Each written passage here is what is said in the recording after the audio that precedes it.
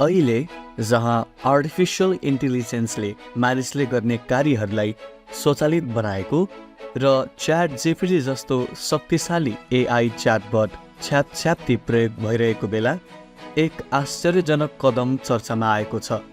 युकेको West Sussex अवस्थित कट्समोर स्कुलले artificial intelligence विकासकर्तासँग मिलेर एक अभिगेल नाम गरेको एआई च्याटबटलाई स्कुलको प्रधानाध्यापकमा नियुक्त गरेको छ।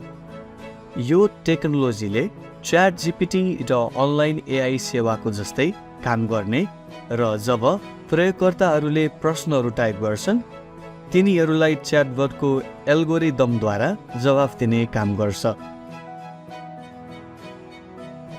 उक्त कट्समोर स्कुलका प्रधानाध्यापक टम रोजर्सनले युकेको चर्चित टेलिग्राफ नामक पत्रिकालाई एआई च्याटबटले साथी सदस्यहरूलाई सहयोग कसरी गर्नेदेखि लिएर एडीएचडी अर्थात् असक्षमता भएका विद्यार्थीहरूलाई सिकाइमा मद्दत गर्ने र स्कुलको नीतिहरू लेख्ने जस्तो मुद्दाहरूमा सल्लाह दिइरहेको बताए।